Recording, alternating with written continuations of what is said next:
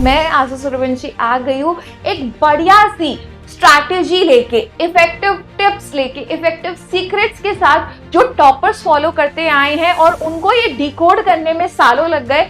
कहीं भी exam hall में एंटर करने वाले होते हो ना, आपके जो मार्क्स हैं 80% मार्क्स वो एग्जाम हॉल में एंटर करने से पहले ही डिसाइड हो गए होते हैं।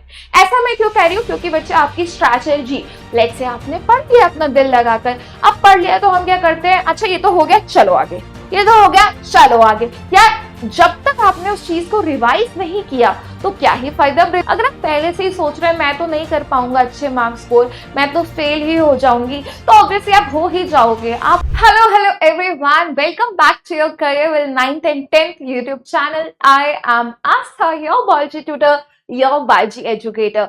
तो कॉन्ग्रेचुलेशंस होने वाला है क्लास 10th के बच्चों के लिए जिसका रिजल्ट आ गया है 13 मई को। आई होप आपका रिजल्ट बहुत अच्छा आया होगा। अगर कुछ बच्चों का कम भी आया तो मायूस नहीं होना है, डबल एनर्जी के साथ, डबल मेहनत के साथ आगे काम करना है ताकि आगे फ्यूचर का रिजल्ट बहुत अच्छा आए।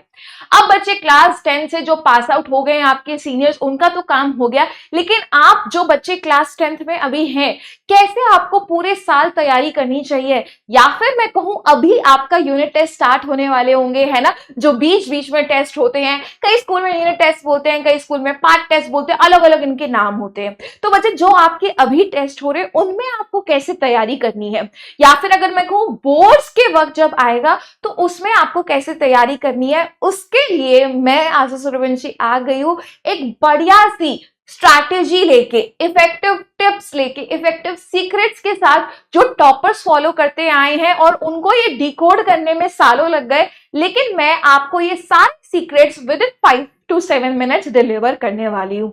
So let's get started. अब सबसे पहले मैं अगर एक चीज कहूँ यार, जैसे कि आप कहीं भी एग्जाम हॉल में एंटर करने वाले होते हो ना, आपके जो मार्क्स हैं 80% मार्क्स वो एग्जाम हॉल में एंटर करने से पहले ही डिसाइड हो गए होते हैं।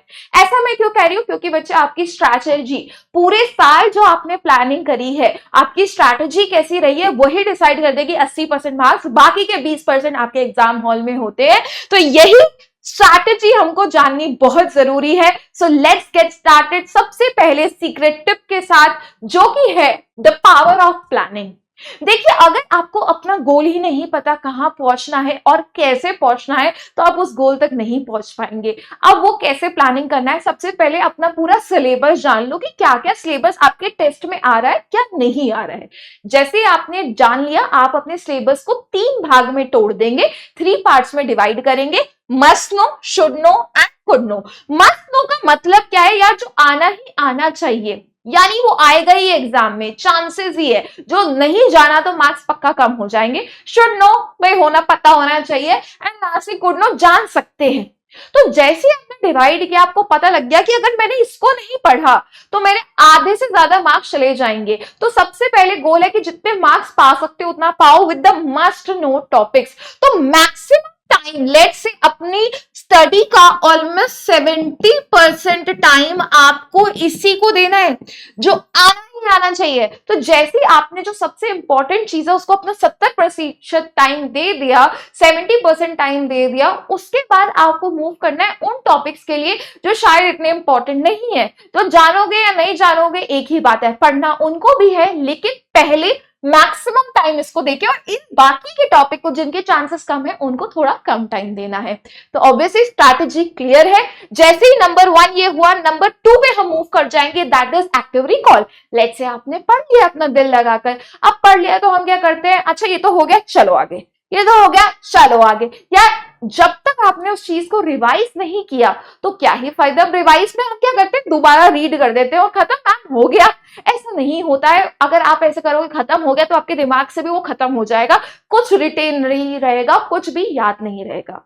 उसके लिए क्या करना है, एक्टिव रिकॉल, यानी पेपर को बंद करो, कॉपी बंद करो जहां से भी पढ़ा है, और इमेजिन करो आपके सामने एक स्टूडेंट है और खुद को इमेजिन करो एक टीचर, और उसको समझाओ जैसे कि तुम एक टीचर हो। अगर आप वो समझाते वक्त बीच में अटक रहे हैं, नहीं याद आ रहा है, मतलब आपने अच्छे से अभी तक पढ़ा ही नहीं है, उसको दोबारा पढ़ने की जरूरत है। तो रिपीट द प्रोसेस, दोबारा पढ़िए, बंद करिए कॉपी, इमेजिन करिए एक इमेजिनरी स्टूडेंट, खुद को टीचर, और उसको पूरा टॉपिक समझाइए। याद रखिए, if you can't say it you don't know it. तो जब तक आप अच्छे से नहीं समझा पाएंगे, आपको वो टॉपिक अच्छे तक नहीं आया है।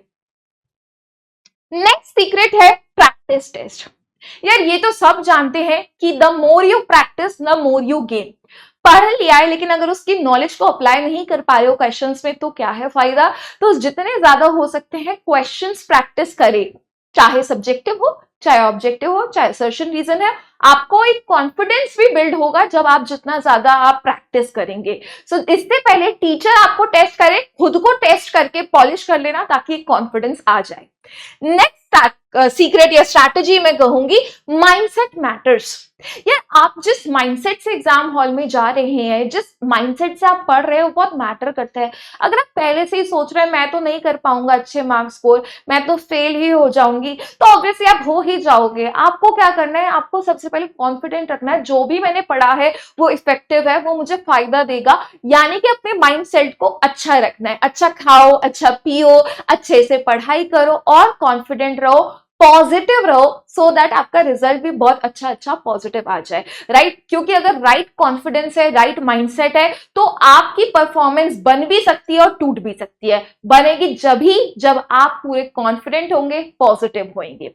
Last secret from my side is review and reflect. So बच्चे इस सीक्रेट को मैं कहूंगी 3R सीक्रेट। 3R क्यों बोला?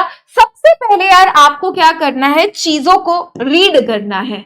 आपने रीड कर लिया, रीड के बाद मैं कहूंगी आप उसको क्या करिए, रिवाइज करिए, रिव्यू करिए, रिवाइज करे, रिव्यू करे। यानी कि देखो यार, मैं बंद कर रही हूं, मैं पूरा पढ़ पा रही हूं, मेरे को आ गया टॉपिक, कॉन्फिडेंस आ जाएगा। एंड लास्टली बेटा रिफ्लेक्ट।